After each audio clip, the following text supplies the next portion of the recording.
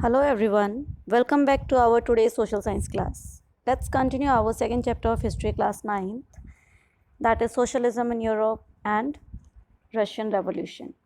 In our previous videos, we have seen that how the society of Russia was already somewhere has prepared base for the socialism, for the spread of socialism. क्यों? क्योंकि वहाँ की जो society थी, society के जो लोग थे, वो ऑलरेडी दे वर यूनाइटेड, है ना. That is why to bring the socialism in the society was somewhere easy. So let's see that how socialism spread in Russia. So before 1914 all the political parties were illegal. अब वहाँ पर किसका शासन था? ज़ार का शासन था. तो ज़ार ने क्या किया हुआ था? That he declared all the political parties illegal, मतलब किसी को भी अपनी कोई पार्टी बनाने की परमिशन नहीं थी. बट 1898 में एक पार्टी बनी, that was the Russian democratic workers party. This is important, ये आपका इम्पॉर्टेंट शॉर्ट क्वेश्चंस में आता है बेटा. और पार्टी के नेम कब वो बनी वो आपको पता होना चाहिए. यहाँ पर कभी कभी वर्कर्स की जगह आपको लेबर भी लिखा हुआ मिल सकता है. ओके, बट आपकी बुक में जो वर्ड यूज़ हुआ है that is worker. So the Russian democratic workers party that was established in 1898. अब ये पार्टी कैसी थी? ये पार्टी जो है मार्क्स के आइडियाज़ कैसे थे? हमने कार्ल मार्क्स के बारे में पढ़ा था ना, कि जो रिवोल्यूशनरी आइडियाज़ को फॉलो करते थे. वो कहते थे कि कब्ज़ा कर लो, जो वर्कर्स हैं वो अगर इंडस्ट्रियलिस्ट की प्रॉपर्टी पर कब्ज़ा कर लें तो हम लोग कैपिटलिज्म को ख़त्म कर सकते हैं, सोशलिज्म ला सकते हैं. So they also followed the same kind of view. But क्योंकि all the political parties were illegal before 1914, तो ये पार्टी भी कैसे काम करती थी? इलीगली काम करती थी. ओके, और क्या क्या काम ये पार्टी करती थी? देखो, सेटअप न्यूज़पेपर्स, इसने अपने न्यूज़पेपर्स जो है वो पब्लिश करवाती थी. मोबिलाइज्ड वर्कर्स मीन्स अलग अलग एरियाज़ में जो है इनके active followers and active workers जो है वो काम करते थे. वो लोगों को बताते थे धीरे धीरे सोशलिज्म के बारे में, उनके आइडियाज़ के बारे में. वो समाज में जो है लोगों को जानकारी देते थे ताकि वो लोग अपना एक स्ट्रॉन्ग बेस तैयार कर सकें. एंड ऑर्गेनाइज स्ट्राइक्स, और जब भी समाज में आर्थिक तौर पर या सामाजिक तौर पर किसी भी तरह की कोई प्रॉब्लम होती थी, तो जिन लोगों को प्रॉब्लम होती थी ये उन लोगों के साथ मिलकर उनके साथ स्ट्राइक्स ऑर्गेनाइज करते थे, उन लोगों को सपोर्ट करते थे. अभी हमने पढ़ा था बेटा पिछली वीडियो में कि जो किसान थे, जो फार्मर्स थे, कहाँ के? रशिया के.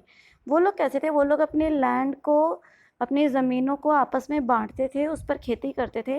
And then whatever income they got from there, they distributed that income and profit according to the need, according to their requirement of the family. और यही कहीं ना कहीं सोशलिज्म का बेस भी है. समाजवाद में कहीं ना कहीं यही चीज़ थी कि मिलकर काम करें और प्रॉफिट को मिलकर बांट ले. तो इसलिए कुछ रशियन सोशलिस्ट क्या मानते थे? वो मानते थे कि Russian peasants are natural socialist. वो कहते थे कि जो रशियन पीजेंट्स हैं, जो रशिया के जो किसान हैं, वो प्राकृतिक तौर पर समाजवादी है. उनको हमें सिखाने की ज़रूरत नहीं है कि समाजवाद क्या है, क्योंकि समाजवाद के जो मेन सिद्धांत हैं, जो पॉलिसीज़ हैं या जो आइडियाज़ हैं, उनको वो ऑलरेडी फॉलो कर रहे थे. समाजवादी विचारधारा क्या कहती थी? वो यही कहती थी कि तो वहाँ के पेजेंट्स ऑलरेडी उन सब चीज़ों को फॉलो कर रहे थे कि they use to distribute their land among all the farmers, those who live together. और फिर जो भी प्रॉफिट आता था उसको बांट लेते थे. तो कहीं ना कहीं they were following the similar ideas.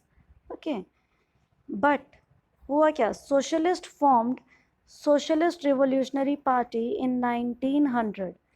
अब वहाँ पर कुछ सोशलिस्ट ने मिलकर एक और पॉलिटिकल पार्टी बनाई, that is socialist revolutionary party in 1900. देखो, पहले वाली थी हमारी सोशलिस्ट जो है डेमोक्रेटिक वर्कर्स पार्टी, वो कब बनी थी? 1898 में.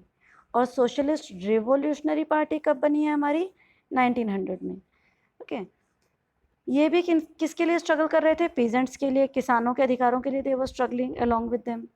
इनका भी वही मानना था कि nobles land should be transfer to peasants. Nobles यानी कि जो अमीर लोग थे, उनकी ज़मीनें उनसे लेकर किसको दे देनी चाहिए? Though should be transfer to all the farmers. तो जो सोशल रिवोल्यूशनरी थे, जो रिवोल्यूशनरी तरीके से, क्रांतिकारी तरीके से बदलाव लाना चाहते थे, देवर इन द फेवर कि peasants make the proper base to bring the socialism in Russia. कि जो किसान है वो एक बहुत अच्छा बेस तैयार करते हैं। क्यों? क्योंकि वो लोग ऑलरेडी उन चीज़ों को फॉलो कर रहे हैं।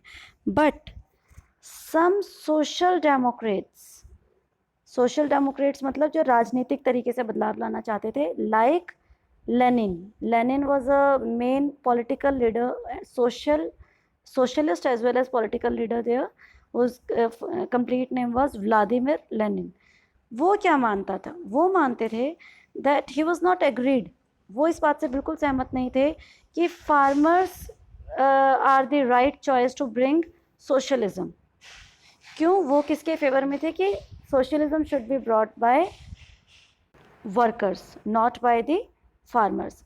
उनका मानना था कि वर्कर्स को इकट्ठा करो, फार्मर्स के थ्रू हम लोग जो है सोशलिज्म या समाजवाद को नहीं फैला सकते। वो ऐसा क्यों बोलते थे? इसके पीछे रीज़न ये था, ही यूज्ड टू से कि जो फार्मर्स थे वो भी तो आपस में बंटे हुए हैं ना, कोई अमीर फार्मर है, कोई गरीब फार्मर है, ठीक है, किसी के पास बहुत ज़्यादा ज़मीन है, कोई शायद दूसरों की जो है दूसरों की ज़मीन पर काम कर रहे।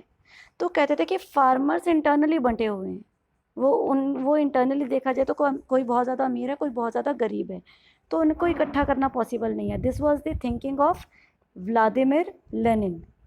ओके।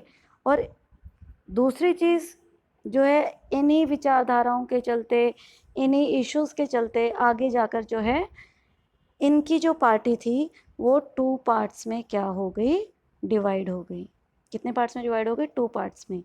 एक बने बोल्शेविक्स और दूसरे बने मेंशेविक्स।